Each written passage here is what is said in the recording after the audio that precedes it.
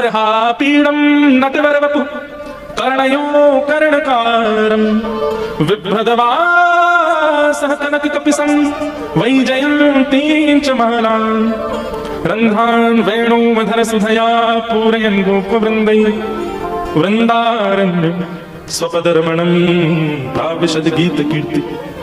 इस श्लोक में भगवान के स्वरूप का वर्णन है। आप लोग अगर कर सकें तो मनी मन जो मैं भाव बताऊं उसका चिंतन कीजिएगा, आप सबको ठाकुर जी का दर्शन होगा।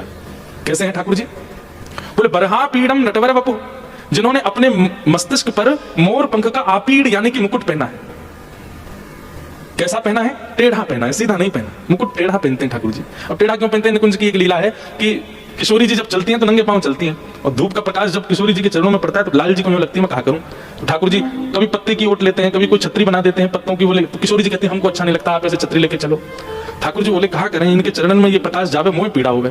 तो ठाकुर जी ऐसे मुकुट पहन के आते हैं कि जैसे किशोरी जी के बगल में चलते हैं तो मुखमंडली ऐसे घुमाते रहते हैं कि कहीं से भी सूर्य का प्रकाश आए तो वो मुकुट में ही रुक जाए, किशोरी जी के चरणों में ना जाए। जहां जहां चरण पड़त प्यारी जो के, तहां तहां मन में रो करत है छाऊं।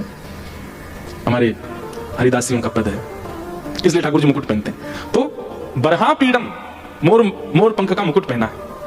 कर्णयो कर्णकारम, इतना सुंदर वर्णन हमारे पूज्य नाना जी करते थे इस श्लोक का कि लाल जी एक एक कान में पुष्प पहनते हैं, यहाँ पुष्प घुसा लेते हैं और यहाँ पुष्प लगा करके फिर ठाकुर जी चलते हैं, और फिर थोड़ी देर बाद ठाकुर जी उस पुष्प को निकालते हैं तो ऐसे निकाल के ऐसे नहीं पहनते हैं, ऐसे निकाल के उछालते हैं आकाश में, और फिर जब वो नीचे आता है तो ऐसे कर लेते हैं तो यहीं आके अड़ता है। और इस छवि को देख के मधुमंगल सीताराम अरे लाला हमारा कैसा जोर में आनंद करावे, करके ठाकुर जी फिर निकाले फिर उछाले, प्रियो कान करें यहीं आवे।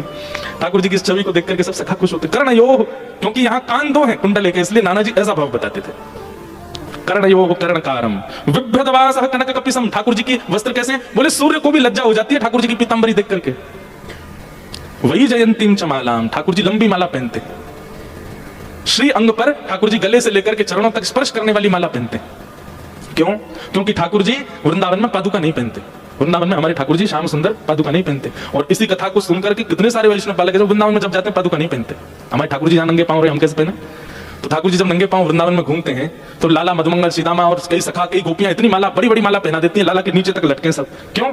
क्योंकि ठाकुर जी जब उनको स्पर्श करते हुए ठोकर लगाते हुए चलते हैं तो पुष्प टूट करके आगे गिर जाते हैं, और जहां जहां ठाकुर जी चरण रखते हैं वहां वहां पुष्प आकर के कोमलता का अनुभव कराते हैं, क्योंकि पादुका तो पहनी नहीं है, इसलिए पुष्पों से ही सही ठाकुर जी को सुख मिला। अच्छा, इसके पीछे एक और भाव है। कई गोपियां ऐसी हैं जो ठाकुर जी के छिपके दर्शन करती हैं नित्य लीला के, उनको कैसे पता चले कहां गए हैं? तो इसलिए लंबी माला पहन के ठाकुर जी पुष्प तोड़ते हुए जाते हैं ताकि उनको देख देख करके गोपियां पीछे से आ जाएं और ओट में कहीं बैठ करके लाला की पूरी लीला देखें।